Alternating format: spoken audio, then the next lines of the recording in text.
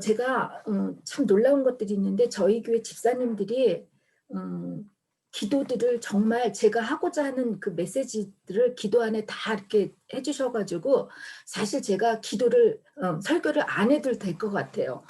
오늘도 역시 집사님들의 기도에 이 집사님의 기도에 제가 하고자 하는 설교 내용이 다 들어가 있어 가지고 참 정말 감사드립니다.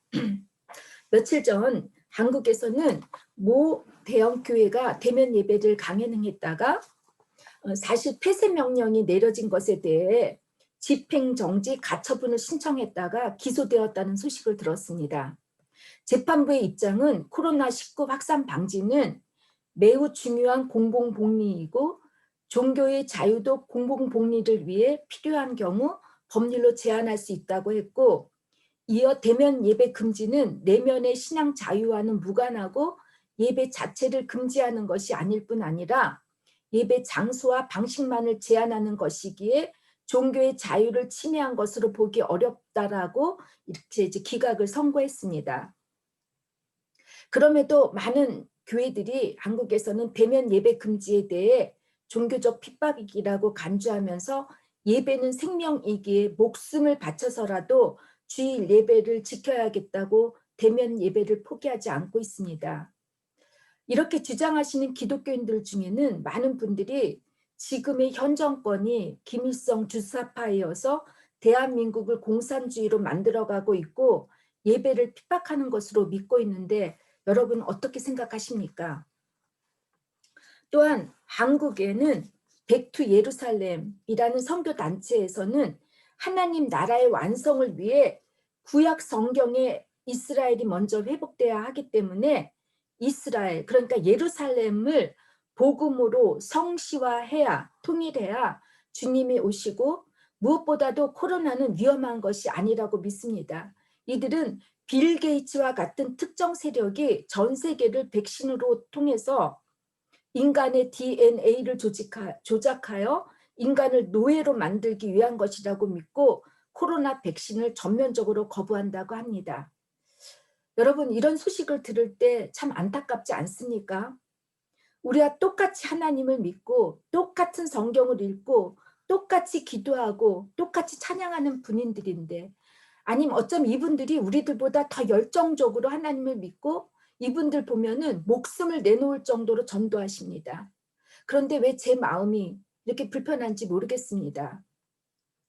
예배를 온라인, 오프라인으로 드리는 문제들에 흑백 논쟁으로 치닫지 말고 본질이 무엇이 있는지 객관적으로 생각해 봤으면 합니다. 대면 예배를 주장하시는 분들의 눈에 볼 땐 이렇게 저희들처럼 비대면 예배를 드리는 교회들이 다 신앙이 없어 보일 수도 있겠지만, 다만 그분들의 주장이나 관철이 누굴 판단하고 정죄하거나 공격하는 이런 표현들의 자제들을 정말 자제해 주시기를 저는 참 바랍니다. 코로나 방역 규칙을 따르는 사람들이 얼마나 많이 물질적, 경제적 손해를 보고 있습니까? 이분들이 얼마나 속상해하고 있습니까?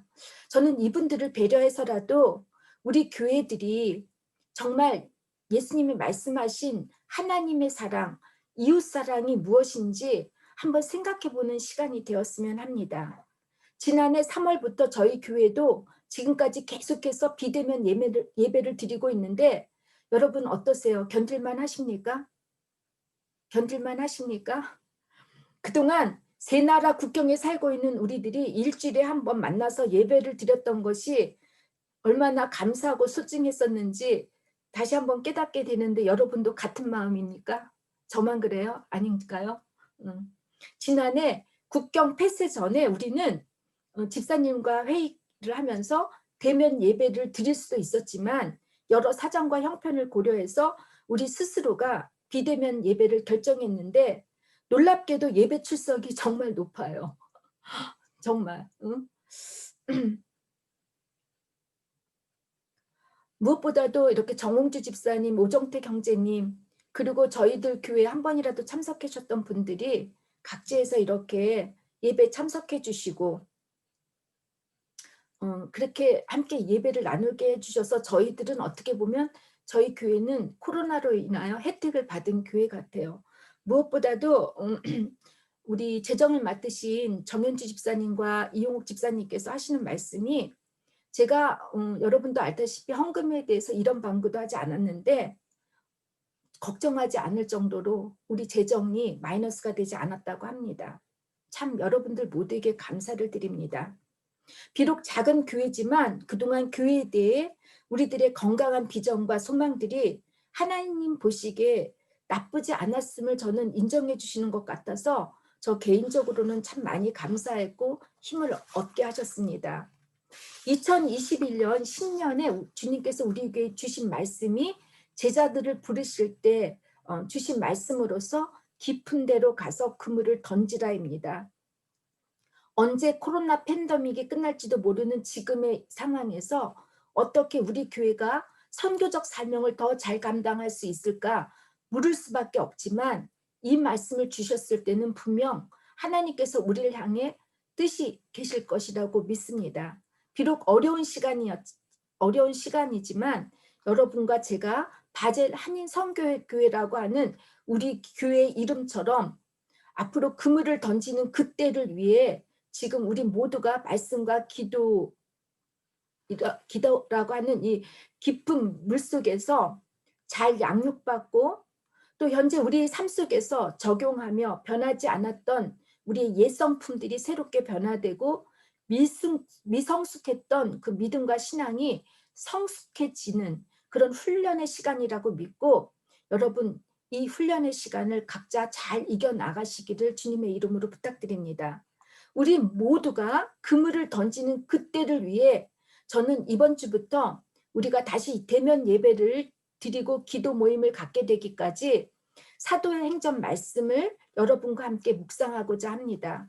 사도행전은 주님의 복음이 어떻게 전파되었는지, 또 교회들이 어떻게 세워지게 되었는지, 사도들의 행적, 사도들의 선교 과정들을 기록한 역사서입니다.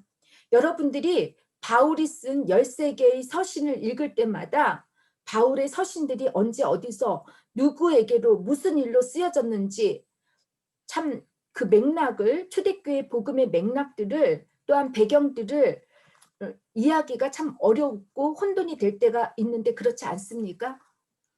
아예 서신들을 읽어보지 않아서 이런 혼돈이 느껴지지도 않지, 그렇죠?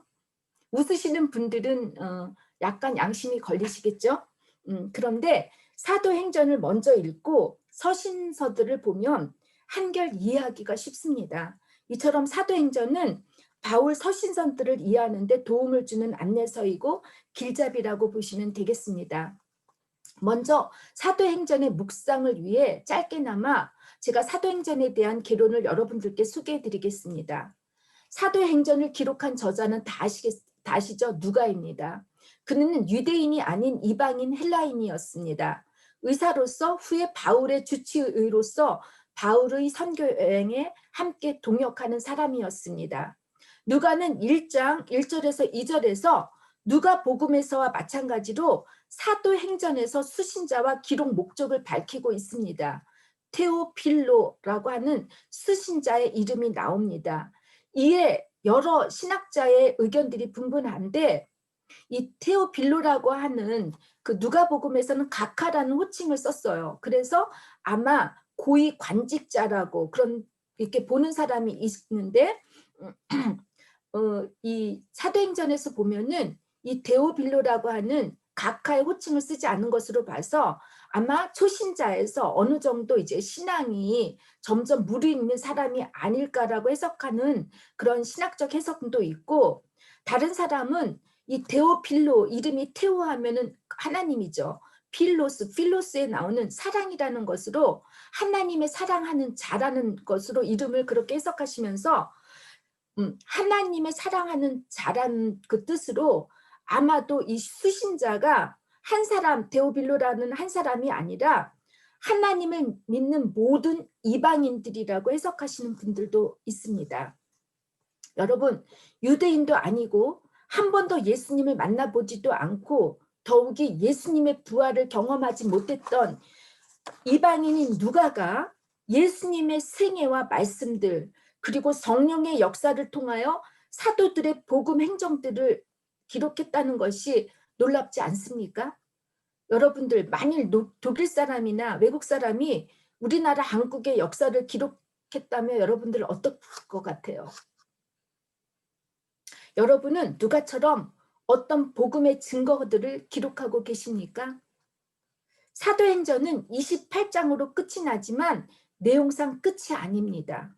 복음은 계속 진행되어야 하기 때문에 끝이 없다는 의미가 담겨 있습니다. 때문에 여러분과 저는 누가의 뒤를 이어 계속해서 우리의 삶 속에서 역사하시는 삼위일체 하나님의 살아계심과 복음의 증거들을 29장, 30장, 31장 계속해서 우리는 써나가야 할 것입니다.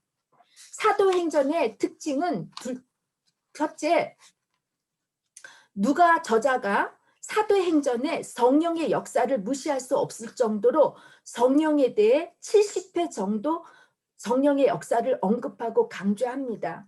우리는 보통 사도행전이 복음 전파와 초대교회의 세움의 가장 중심적이고 핵심적인 사도들의 이야기로 생각하고 계시는데 그렇지 않습니다. 사도들의 이야기가 아니라 바로 성령님의 역사 이야기입니다. 누가 저자는 누가복음에서와 마찬가지로 사도행전에서도 매우 성령을 강조합니다. 누가복음에서는 시작부터 성령의 사역을 알립니다. 성령으로 세례 요한의 아버지 스가랴가 이제 성전에서 그 충만함을 입고 또 세례 요한의 잉태 소식을 듣습니다. 또 성령으로 마리아가 예수를 잉태하고 또 성령으로 충만했던 시메온, 안나와 같은 선지자들의 입을 통해 예수가 오실 그 메시아임을 고백하게 하면서 이 누가는 성령의 중요성을 강조합니다. 무엇보다도 누가복음 3장 21절에서 22절에 예수님께서 요단강에서 요한에게 세례를 받고 기도하실 때 성령이 비둘기 같은 형체로 예수 위에 내려오셨고 하나님께서 너는 내 사랑하는 아들이라 내가 너를 기뻐한다라고 말씀하시는 처음으로 성령을 포함해서 보이지 않는 하나님, 성부, 성자, 성령 삼위일체의 하나님을 보여주시는 것을 이렇게 기록하고 있습니다.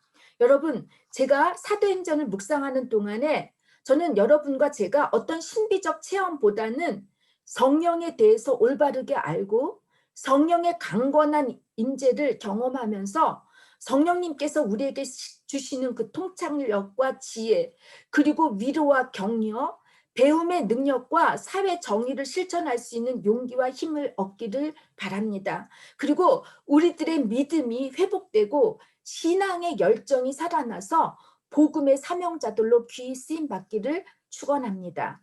사도행전의 두 번째 특징은 바울이 3번씩이나 선교 여행을 하면서 복음이 예루살렘에서 시작하여 로마까지 전파되었는지, 어떻게 전파되었는지 지리적인 행보들이 기록되고 있습니다.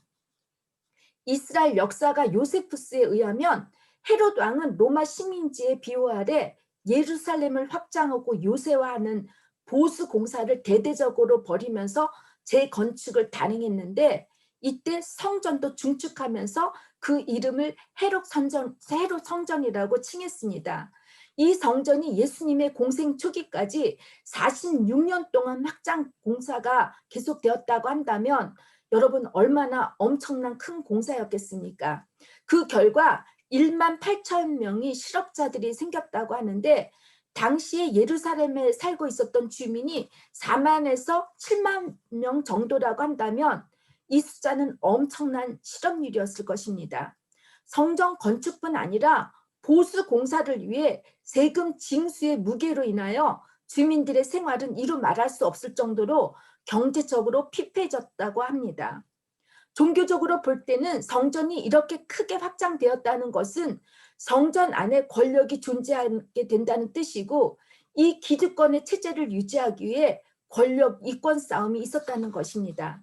성전 안에서는 제사장들과 바리새인들의 권력과 탐심에 의해서 점점 예루살렘에서 예배를 드렸던 많은 유대교 기독교인들이 핍박을 받고 감옥에 보내지자 이들이 곳곳으로 흩어지게 되면서 복음의 전파가 시작되었습니다. 예루살렘 교회에서 더 이상 예배를 드릴 수 없게 된 성도들이 흩어지게 되면서 복음을 전파하는 계기가 되었다는 것이 참 아이러니하지 않습니까? 유럽도 마찬가지입니다. 마틴 루터의 종교개혁으로 이제 카톨릭교가 개신교를 탄압하고 핍박하니까 이 개신교들이 흩어지면서 이 개신교들이 어디까지 갑니까? 미국까지 복음이 전파됩니다.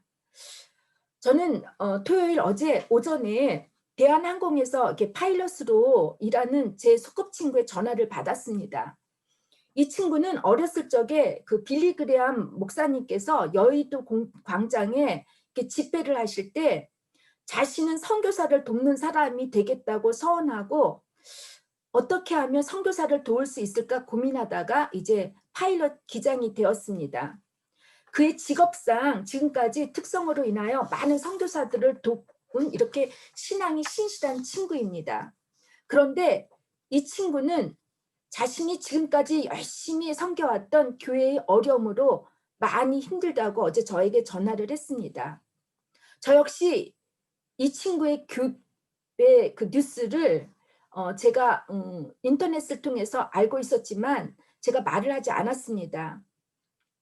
이 친구가 저에게 말할 때까지 제가 말을 하지 않았는데 이 친구의 말에 의하면 이 친구가 섬기는 교회가 한 4,000명 가량의 출석교인이라고 하면 정말 대형 교회이죠. 근데 이 교회에서 은퇴 목사님과 그분을 동조하는 교인들 그리고 새로운 목사님과 그분을 지지하는 그 교인들로 이렇게 둘로 나뉘어지게 되면서 교회가 쑥대밭이 되었다고 합니다. 제가 그 안의 내용을 여러분들에게 밝히기가 어려워서 생략하기로 하고 그런데 이 나뉘는 과정이 쉽지는 않았지만 정말 이 두 파가 싸우는데 이 친구 눈에 볼 때는 그동안 이분들이 정말 하나님을 믿었던 분인지 이게 맞는지 너무너무 실망을 하여서 자신은 교회를 당분간 식어 있다고 이제 기도를 부탁했습니다. 이 친구는 지금까지 3번씩이나 이렇게 갈라지는 교회를 다녔습니다. 개척부터 시작해서 교회가 크게 성장할 때까지 함께 했는데 이상하게도 교회가 어느 정도 재정이나 교인 숫자가 늘어나게 되면 교회가 둘로 나뉘는 것을 3번씩이나 경험을 하니까 이제 도저히 견딜 수가 없다고 합니다. 그래서 이번 기회를 통해 자신의 신앙을 점검하고 지금까지 간절한 말씀과 기도보다는 돈으로 선교하고 교회가 마치 동호회처럼 끼리끼리 만나서 여행도 하고 교회 행사를 했노라고 하면서 또 자신은 은퇴하면 태국의 치앙마이나 이런 조용한 곳에 자기 아내와 살기로 이렇게 마음을 먹었는데 이런 모든 고백들을 하면서 자신은 이제 회개하겠다고 이렇게 저에게 고백을 했습니다. 교회가 사람이 아니라 어떤 건물로 숫자로 규정하게 되면 권력, 패권, 이권 싸움과 다툼이 일어날 수밖에 없습니다. 하루가 멀지 않게 교회 다니는 사람들이 사회로부터 지탄을 받는 뉴스들이 계속해서 나오고 있는데 참 안타깝고 부끄럽습니다. 교회가 교회다운 역할을 감당하지 못하면 흩어지게 되어 있습니다. 코로나로 인하여 대면 예배를 드리지 못하는 지금의 상황에서 그동안 말로는 복음이라고 외쳤지만 혹시 교회 건물을 그리고 특정 어떤 이익을 위한 교회로 우리가 전락했는지 다시 한번 생각해 보면서 우리가 회개해야 합니다. 교회에서 예배를 드릴 수 없다는 것은 분명 하나님의 뜻이 있습니다. 건물의 교회가 성전이 아니라 우리 각자 스스로 거룩한 성전이 되어서 복음을 전파하는 그런 기회가 될 수 있다는 뜻입니다. 또 사도행전의 3번째 특징은 누가 저자가 베드로에서 사도 바울로 유대인 그리스도 교회에서 이방인 그리스도 교회로 옮겨가는 과정에서 갈등을 기록하면서 복음의 핵심 본질이 무엇인가를 분명하게 기록하고 있습니다. 초대교회는 유대인 그리스도인들과 이방인 그리스도인들이 율법 문제, 빈부 차이 문제, 남성, 여성, 젠더 문제 등 이런 갈등들이 기록되어 있는데 이때 복음의 본질을 잃어버리지 않으려고 노력했던 흔적들이 그대로 재현되고 있습니다. 네 번째 특징으로서는 누가가 사도들, 순교당한 스테판으로부터 베드로, 야고보, 바울에 이르기까지 그들의 설교 연설을 기록하는데, 여러분들 이 설교문들이 이 사도행전의 한 25%를 차지하고 있습니다. 이 설교 내용의 공통점은 예수님이 그분이심을 증거하기 위해 창세기부터 시작하여 구약 성서의 모든 말씀을 함께 전했던 것으로 알고 있습니다. 여러분, 창세기부터 다 설교를 하려고 한다면 며칠이 걸려서 설교를 했을 것입니다. 그래서 사도행전을 보면 베드로가 설교하고 있는데 잠자던 사람이 떨어져서 죽는 그런 사건이 나옵니다. 얼마나 피곤했으면 졸겠습니까? 우리 설교할 때 조시는 분들 잘 생각해 주시기 바랍니다. 제 설교 얼마 길지 않습니다. 제가 한번 하루 걸려 했다면 여러분들 난리 날 거예요. 그죠? 근데 저의 설교 짧습니다. 초대교회 사람들이 얼마나 말씀에 간절했는지 느끼지 않습니까? 이렇게 어느 정도 사도행전의 특징을 이해하셨다면 이제부터 저와 여러분 본문 말씀 1장을 함께 나눠보겠습니다. 먼저 2절에서 11절 말씀을 보면 누가복음 마지막 24장 49절 말씀과 오버랩이 됩니다. 누가복음 맨 마지막 장면에는 예수님께서 십자가에서 죽고 부활하시고 제자들에게 내가 내 아버지께서 약속하신 것을 너희에게 보내리니 너희는 위로부터 오는 능력을 입을 때까지 예루살렘의 성에 머물라고 말씀하시고 승천을 하십니다. 성부 하나님께서 이미 예수님께 약속하신 성령을 우리에게 보내줄 테니 그때까지 예루살렘을 떠나지 말고 기다리라고 하시는 것입니다. 여러분 어때요? 평소에 약속을 잘 지키는 사람입니까? 안 지키는 사람입니까? 오늘 제가 우리 어린 주일학교 친구들에게 물어봤더니 다들 대충 약속을 잘 지키는 것 같아요. 근데 제가 물어봤어요. 약속을 지키지 않을 때 너네들의 감정이 어땠냐고 했더니 한 친구는 자기는 정말 실망하고 그랬고 또 다른 친구는 배신감을 느꼈다고 이렇게 얘기를 하는데 여러분들 어떠세요? 약속이란 제가 국어사전을 보니까 다른 사람과 앞으로의 일을 어떻게 할 것인가를 미리 정하여 둠이라고 이렇게 기록되어 있습니다. 한자어로 약속이란 말을 풀어보니까 실로 묶어 하나로 뭉쳐지게 하고 구기, 그러니까 어떤 용기죠. 용기로 술을 뜨게 하면 구기 안에, 그 용기 안에 들어있는 술처럼 한 통석이 되듯이 이렇게 되어 있습니다. 시간과 공간을 같이 한다는 뜻이라고 합니다. 즉 약속이란 언제 어디서 만나서 때와 장소를 같이 한다는 말입니다. 그런데 인간은 약속을 잘 지키지 못합니다. 약속할 때 서로 믿지 못하니까 새끼손가락을 걸어야 하고 결혼할 땐 반지를 주고받아야 하고 함께 일할 때도 계약서에 사인이나 도장을 찍어야 우리가 안심을 합니다. 그래도 안심할 수 없는 거는 사기꾼들이 더 많기 때문이죠. 우리의 신앙도 마찬가지 아닙니까? 하나님을 믿는다고 하면서도 믿지 못하는 우리들입니다. 하나님의 말씀을 그렇게 많이 듣고도 교회 생활을 몇십 년을 해도 하나님의 약속을 지키지 못하는 우리들의 모습입니다. 주님께서 우리에게 약속하셨던 것은 다름 아닌 성령이었습니다. 하나님과 예수님이 약속하셨던 성령을 제자들에게도 주겠다고 이렇게 약속하셨습니다. 언제 어디서나 우리와 함께 하시겠다는 이 성령이 올 때까지 우리가 해야 할 일은 첫째, 예루살렘을 떠나지 말고 기다리라고 하십니다. 왜 주님께서는 제자들의 고향인 갈릴리가 아니라 예루살렘을 떠나지 말라고 하셨는지 여러분 한번 질문해 보셨습니까? 사실 예루살렘은 제자들에게 좋은 기억이나 추억이 있는 곳이 아니었습니다. 수치와 비겁함, 절망, 실패와 패배감, 무기력감이나 이렇게 무기력감이 생각나는 장소였을 것입니다. 아마 커다란 도시를 선호하는 분들에게는 갈릴리보다 예루살렘을 선택하셨을 수도 있겠지만 제자들은 정반대였습니다. 그들에게 예루살렘이란 예수님의 십자가의 고난이나 고통이 떠올랐을 테고 종교적 권력 다툼과 싸움들, 아직도 부활을 믿지 못하는 사람들로부터 조롱과 비웃음 등 더 이상 생각도 기억도 하고 싶지 않은 곳이었을 것입니다. 여러분 심리치료에서는 인간이 과거의 고통이나 상처에서 벗어나고 과거에 얽매여 있는 모든 문제들로부터 해결을 받으려면 우리의 무의식 속에 저장되어 있던 이런 아픈 기억과 상처와 고통을 이렇게 끄집어내서 부딪히게 합니다. 내가 과거의 피해자였고 약자였던 이 옛날의 나를 꺼내어서 지금의 나, 그때가 아닌 나를 분명하게 해줌으로써 과거의 상처와 아픔에서 벗어나게 하는 것이 이게 치료법입니다. 예루살렘을 떠나지 말아야 하는 것이 제자들에게는 쉽지 않았을 것이고 순종하기가 어려웠기에 이들의 약함을 도울 수 있는 성령을 주시겠으니 성령을 기다리라고 하시는 것입니다. 너희들이 실패 본 그곳을 통해서 하나님께 일하실 테니 피하지 말고 도망가지 말라고, 그리고 기다리라고 하십니다. 여러분, 여러분이 떠나지 말고 기다려야 할 곳이 어디라고 생각하십니까? 제가 주중에 저희 독일교회를 떠난 친구로부터 전화를 받았습니다. 이 친구는 7년 동안 저와 함께 열심히 교회를 섬겼고 무엇보다도 저의 교육 사역을 많이 도와준 친구였습니다.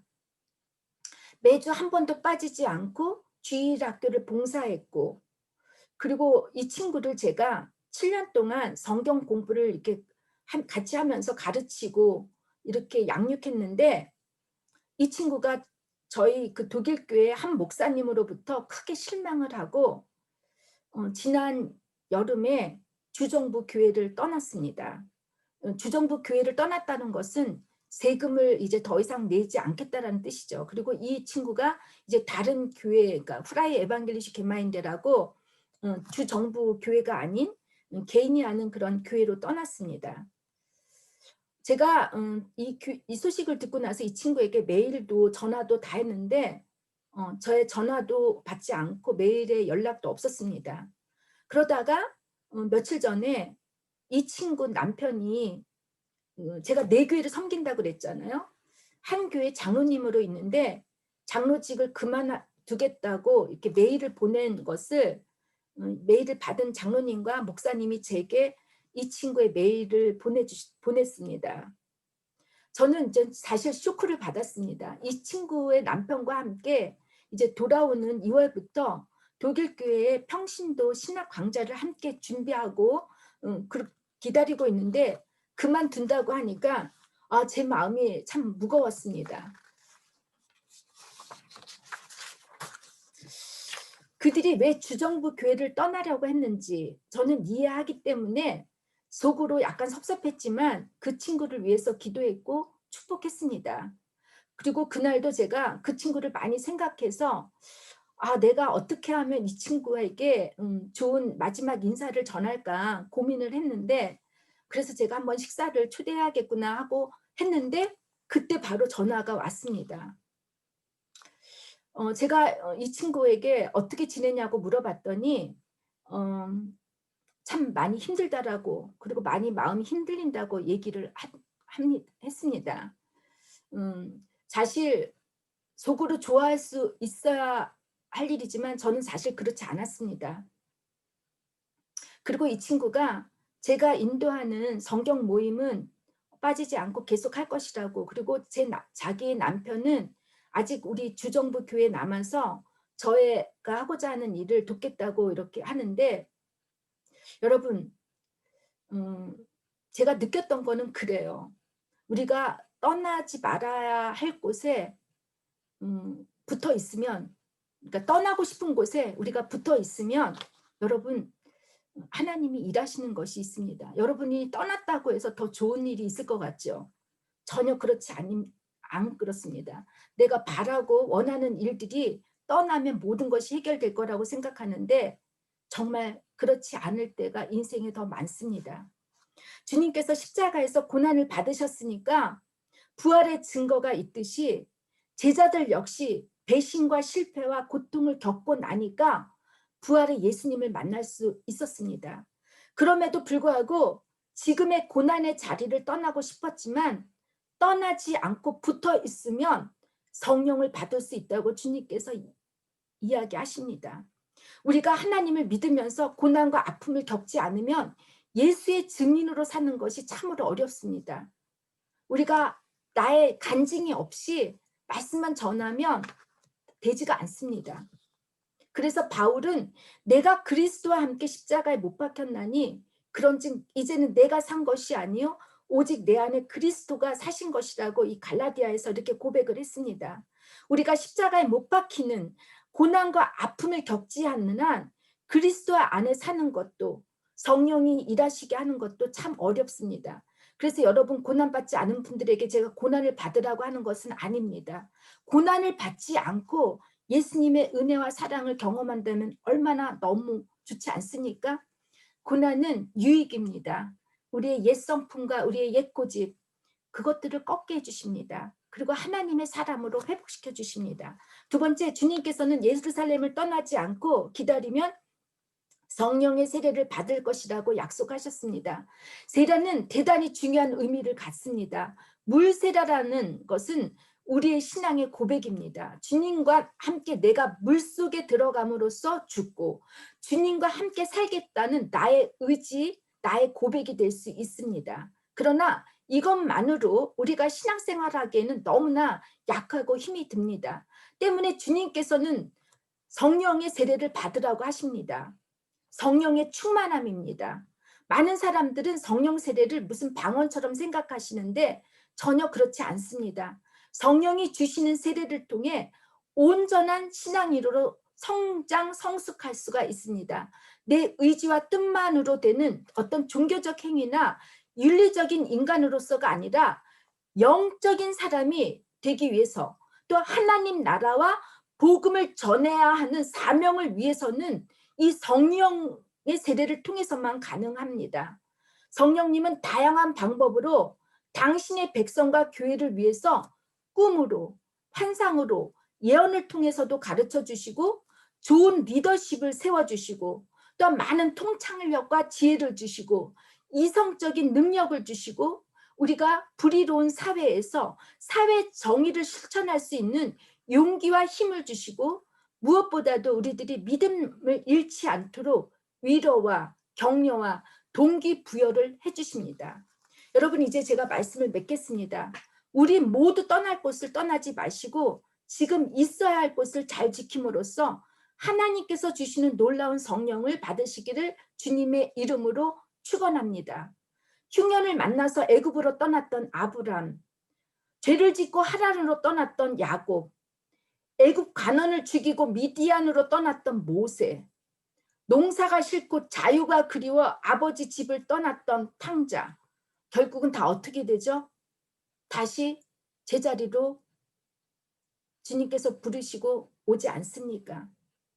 우리가 떠나지 말아야 할 것이 주님께서 주시려는 축복의 자리입니다. 떠나면 어떻게 됩니까? 죄만 짓습니다. 죄만. 다 잃어버립니다. 하나님은 언제나 변치 않고 우리를 떠나지 않으시기에 우리가 아무리 환경을 피하고 자리를 피한다 해서 더 좋을 수가 없게 하십니다. 도리어 죄를 짓고 실패를 보게 합니다.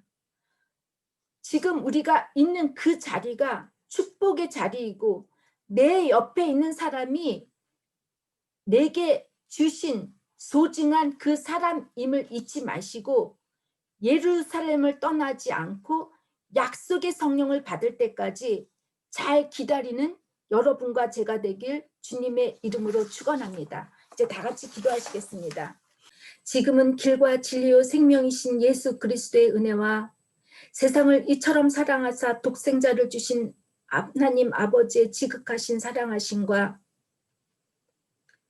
떠나지 말아야 할 곳에 붙어있는 저희들에게 성령의 감동과 교통하심과 내재하심으로 우리와 함께하여 주시기를 이제부터 영원히 함께하시기를 간절히 축원하옵나이다. 아멘.